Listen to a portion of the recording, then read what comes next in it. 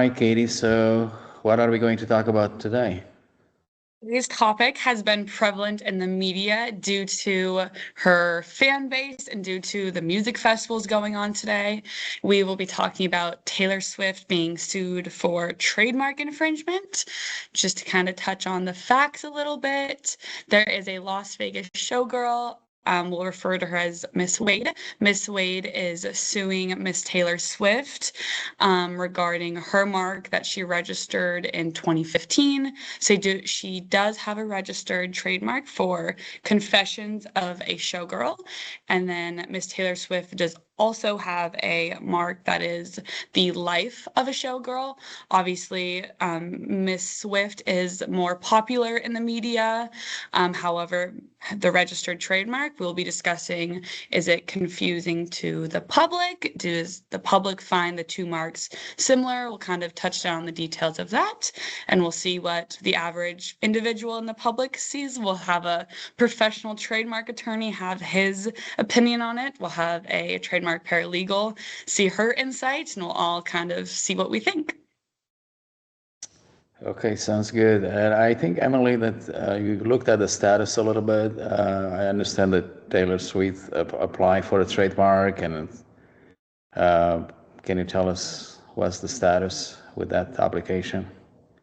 Yeah, so she applied for the trademark a couple days before she announced the album. She applied based on intent to use.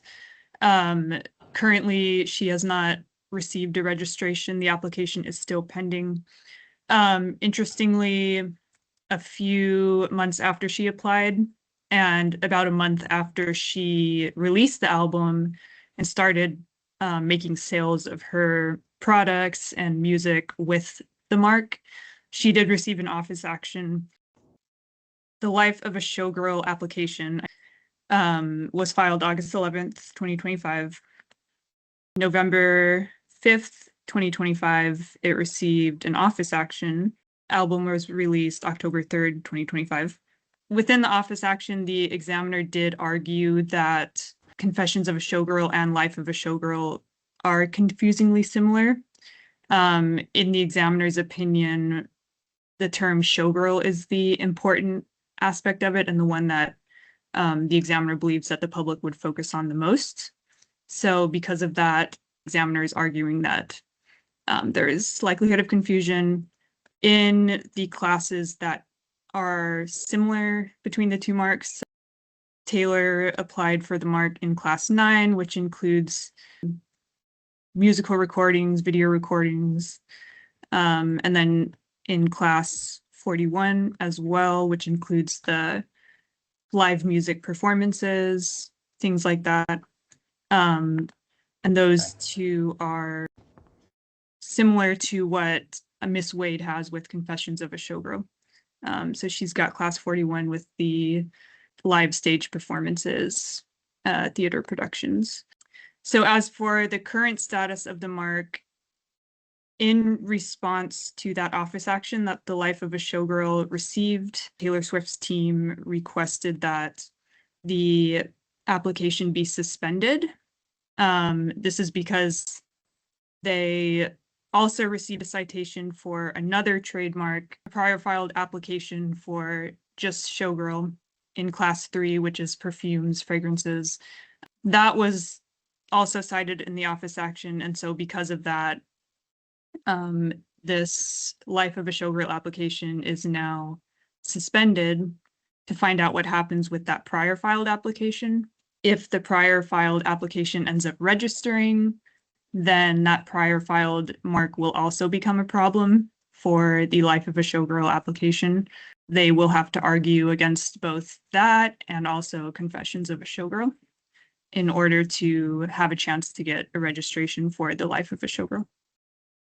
Okay, and then Miss Wade, I guess, picked up on the office action, right, on the examiner's rejection and filed a lawsuit, I understand, right?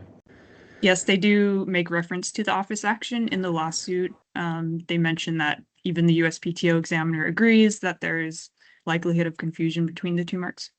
But that is not an argument that has been tested at the USPTO. Like I said, the response to the office action was to request suspension of the application.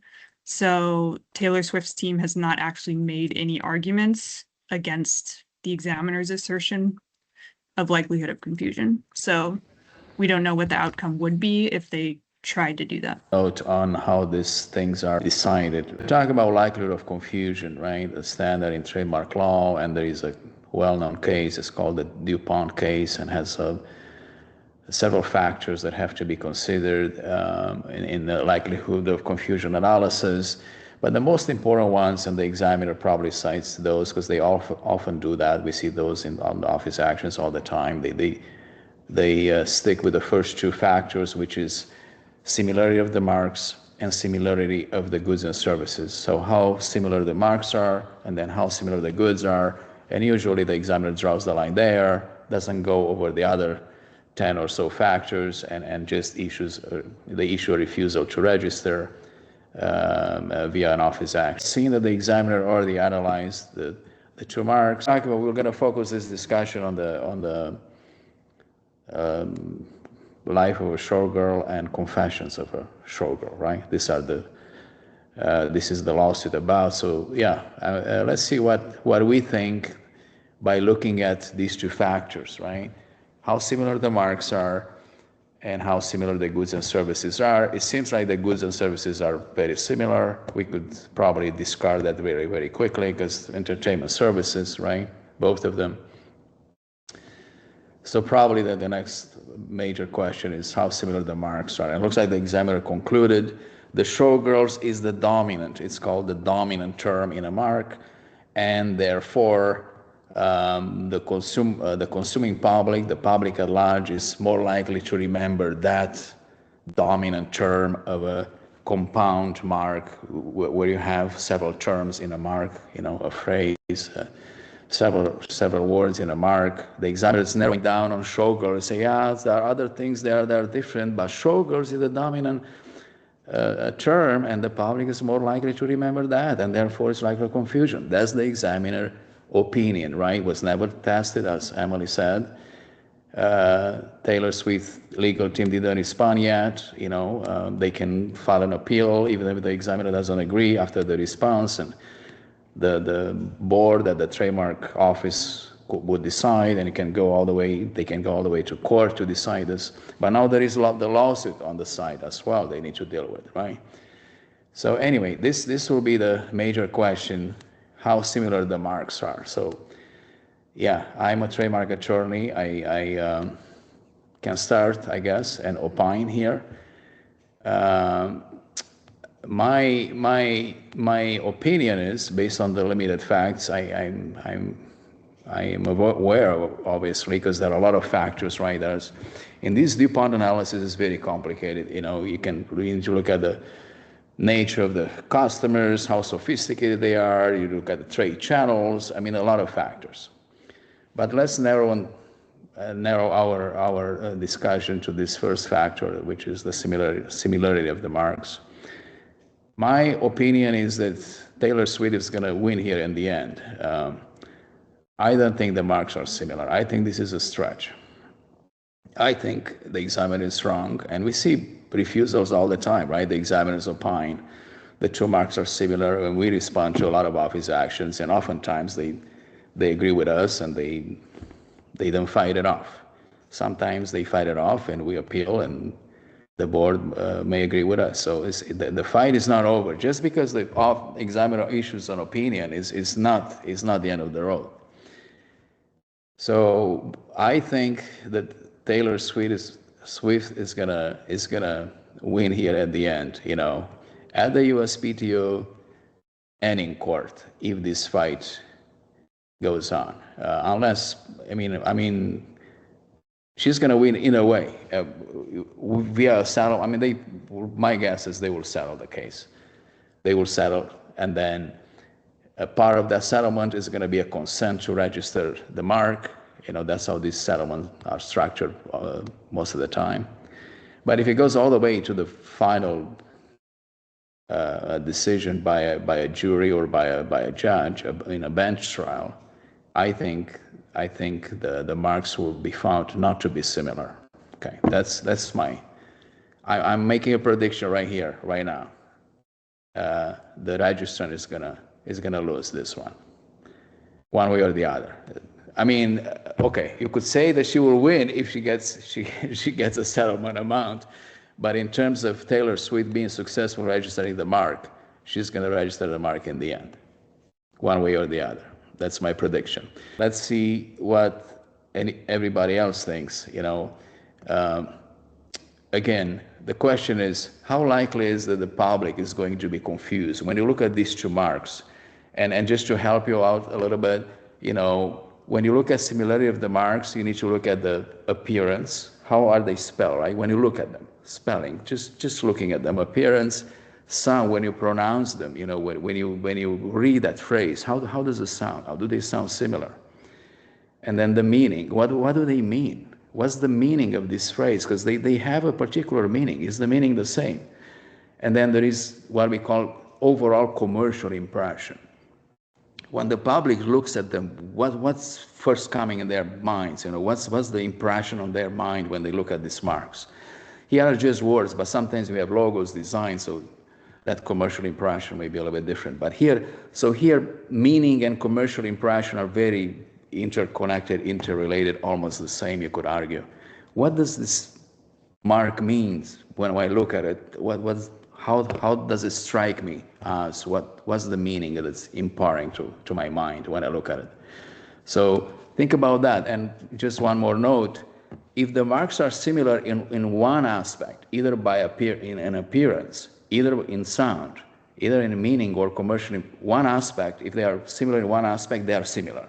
The law says they are similar. Okay. Regarding the confusion of the marks, I agree with you. I don't think that any customer of Taylor Swift would be confused in the sense that they're not going to purchase Taylor Swift concert tickets or music and mistake that for Miss Wade's production. Looks like she was on America's Got Talent all the way back in 2014. She registered her Confessions of a Showgirl back in around the 2015. She wrote a column titled Confessions of a Showgirl. It could appear to someone that there is some aspects of similarity between Life of a Showgirl and Confessions of a Showgirl.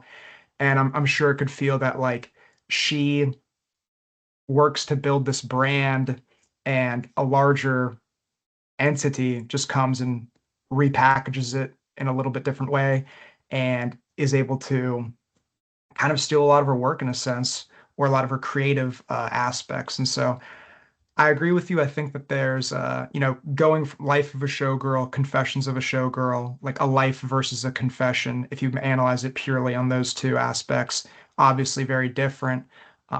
Maybe they did, maybe they didn't do a trademark clearing search. My guess is they did.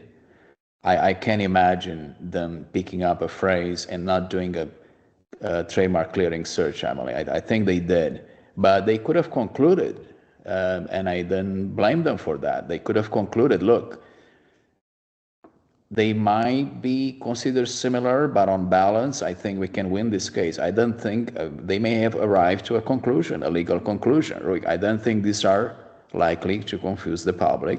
So I think they may have done a search, a clearing search. I think it's very likely they did. But they concluded that there is no likelihood of confusion, or the risk is not to a degree where they cannot win if these issues pop up. They were probably aware of the risk, but they took a risk and thinking they can win this case, and I think they will. So that's my guess here. But you're opining as a ordinary member of the public, right? Because that's the ultimate question. What is the public going to think? Is the public going to be confused or not? So we are, some of us trademark practitioners, some of us patent practitioners, and other roles in our firm. But the question, we are also members of the public, right? So we can have opinions as member of the public, because we're going to see these marks in the marketplace and we can opine. We have the right to opine. So Angela, what do you think? Yeah, so I also am a patent agent, so I'm, don't practice in the trademark area. So I'm representing more sort of the general public. When I first heard about it, I did immediately think, well, they're very different. They bring up they have a different feeling in my mind, sort of confessions of feels like, oh, I've got secrets, I've got insider information that you might not know, kind of a whisper, versus the life of a showgirl seems more like, hey, this is my life, check it out. So initially when I heard about it, that was my impression as sort of somebody who's not familiar with Taylor Swift or with Miss Way. That was my initial impression.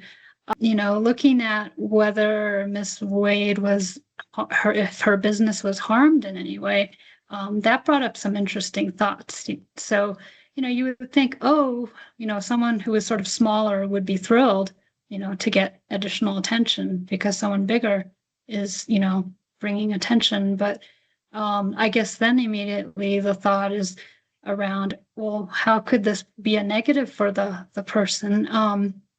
And I think it was brought up in that lawsuit document that now people are no longer able to find her in searches and things. So the search engines are confusing the two.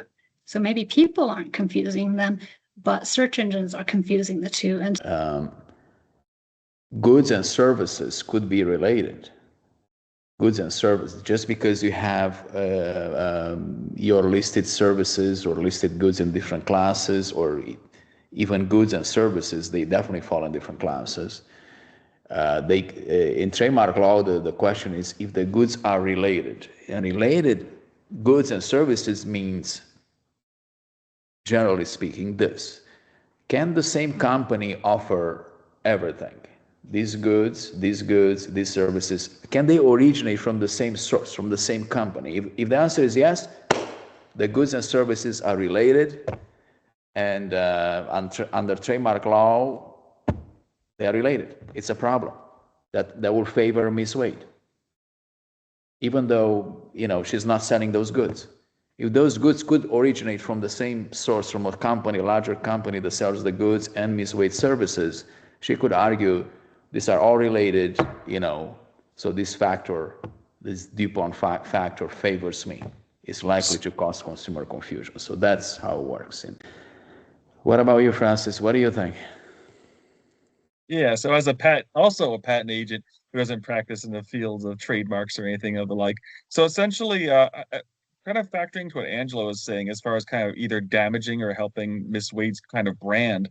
One of the concepts that's brought up in the complaint is, I think, what they call reverse confusion, where someone new shows up that's significantly more popular than their senior, and they have something that's like close enough to the public potentially be confused with it. So when they release this new thing, they go, oh, here's the first occurrence of this phrase. And then they come back later with their the Miss Wade with her Confessions of a Showgirl, and people are like, oh, this must be like basically riffing off of what Taylor Swift had. And they go, wait, you didn't come first, but like she's had this for like over a decade. So essentially the popularity of the latter is essentially drowning out even the existence or prevalence of the other one prior. So that could be seen as a kind of damaging overall to the kind of brand there, because it might hurt her perceived originality if people aren't willing to put in the legwork to say, oh, which one of these came first? Don't care, because one of them was made by Taylor Swift. So like essentially that definitely seems like a factor that might contribute to, like, again, being quite harmful to this brand that Miss Wade spent over a decade building. So yeah, and as far as like confusion between the two potential marks, as Angela mentioned, there's like word-wise, they're not very similar. Life and confession, one of them has more of like a secretive connotation about it, whereas the other one's more of like a retelling, but still, they both factor into like the personal life experiences of an individual. So like, while they're not like all in all exactly one-to-one, they refer to the personal experiences of a showgirl. It's essentially like, yeah, exactly. It's like not the fact that they're like one-to-one, but they seem to have some overlap on the Venn diagram, essentially. They're not exactly the same, but they do have enough similarity to at least be in the same kind of scope as far as like what they are. It's not talking about like the automobile of a showgirl. It's referring to life experiences. So like how would a term like memoirs of a showgirl, if it was like something else, how would that factor in? It might be closer to life than it would be to like confessions. But like there's a non-zero amount of overlap, in my opinion, that these terms are at least in the same realm at the very least. So yeah, while there's no denying Taylor Swift is probably going to champion the day by the end of it and be able to continue using her mark or start using her mark essentially. There's no denying that there's something there, even if it's not quite enough to actually allow Miss Wade to fight back 100% and actually like leave with her thing. Essentially, there's more than nothing, in my opinion, on Miss Wade's side here. At the end, I think probably I think what you and Angela are saying, and maybe there are more of us inclining it, and I will argue that on the other side. Okay, if I will be in Miss Wade's side, I will argue this, and I think what Francis and Angela suggest, it's like the life of a showgirl. It's a general, all-encompassing umbrella. I will look at that, and confession is a subset of that. It's something. It's kind of coming and eating up that subset of the meaning, right? It's a meaning. It's a signal. They send the signal, but the life of a showgirl. It comes and eats up and takes over that. But I want to go back to Angela. I think, and and by the way, we can disagree here. That's absolutely. You don't have to agree with me because that's not the point of this discussion. So. The Google searches. I think it's a very interesting point. I think we need to revisit that for a second. So the law says likelihood of confusion referring to the public, right? Not to the Google algorithm. But the public goes on Google, right? They want to search for Miss Wade, right? They want to search and they type in confession of a showgirl. And nothing comes up. Only the life of a showgirl comes up, right? The public doing the searches gets confused, right? Because if the public are not very familiar with Taylor Swift, for let's say, there are members of the public that may not be aware of the life of a showgirl, Taylor Swift, whatever. They really want to search for Miss Wade for some reason. And they will only see this Miss Taylor Swift trademark. They may think maybe it's the same thing. I'm gonna click on this website and go to this website and buy this T-shirt because probably it's the same thing. Maybe Miss Wade expanded her business, so they can get confused online. The public can get confused when doing these Google searches. So that's probably what the complaint is trying to articulate. Initially, I think I agree that confessions and life does seem, they just have a different impression to me. I think like Angela was saying, something secretive about confessions. Life is just kind of more general than that. I think Francis did bring up a good point though, where there is definitely overlap. It's not two completely different concepts. There is the Venn diagram, as you say. I think like the memoirs example is actually really interesting because it's like a fusion. It's like a telling of the life, but also potentially confessing. So it's like, obviously that's not the word that's at issue here, but that made me think about it. I also think it's interesting that we are focusing on the first word because in the office action, the examiner does assert that the public is going to be more focused on showgirl and confuse the marks because of that. In my personal opinion, as someone who's assisted with the preparation of trademark applications and who's done reviews of trademark office actions, I'm really surprised that the of a showgirl portion of the marks is not disclaimed in either of them.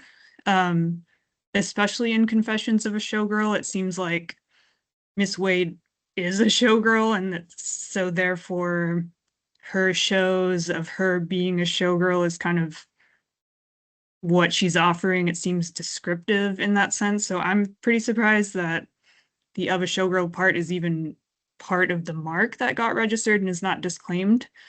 Same thing with Taylor Swift. She's not a showgirl per se, but she is a girl and she does put on shows. So I feel like the examiners at the USPTO, I've seen them call things like that descriptive before. So I think we kind of do need to look at that first word more than showgirl, because to me, the showgirl part seems descriptive, but obviously that's not something the USPTO has considered at this point. In general, the first word in a phrase like this, in what we call a compound mark, because it has more elements, more words, the first term is, generally speaking, considered the dominant term, unless it's descriptive or somehow it has lower significance than other terms. The Taylor Swift legal team will start to argue, hey, no, the life is the dominant term because it's the first term in the mark, and this is the general rule, and a lot of case law on that point. And it's not descriptive. So why don't you look at that term as being the dominant term, not the showgirl? And that's a very good point, Emily. I mean, you could possibly argue that showgirl is descriptive, but it may be risky for Taylor Swift to argue that as well, right? Because that will weaken their bargain. You could argue it's suggestive. So probably that's what the examiner, and the lawyers on either side thought, hey, it's suggestive but not descriptive. So anyway, Katie, what do you think? I agree with Emily in that respect of they are completely different terms where I would not in any scenario confuse life or confession. And in my head, I feel like showgirl is kind of less important, less prominent of the mark of relating books of Diary of a Wimpy Kid or Diary of Anne Frank. There's a lot of words a lot of things in general that share one similar word, and showgirl is the only similar respective piece of both marks that I feel are similar. And in my opinion, not a single person is going to confuse life of a showgirl with confessions of a showgirl. I do see the point of drowning out Miss Wade's history, or drowning out her life that she's built, or is unfair just because she probably has worked so hard to build that name up and to ensure that people know her for, oh, Miss Wade is associated with confessions of a showgirl. But I think in the legal standpoint of showgirl should not be the dominant term, because it's not the first thing you think of. It'd be confessions of Confessions of a Shopaholic. That's a movie. Is Confessions of Shopaholic going to be confused with Confessions of Showgirl? So I am siding with Miss Swift on this one. Who thinks Taylor Swift is going to win this lawsuit, assuming it's going to go all the way to trial? Assuming it goes to trial. Are we sticking together, Angela? I don't know. I can't say for sure. So I'm kind of unwilling to vote, I guess. I'll take that long gamble, though. The odds are low, but the payout will be big.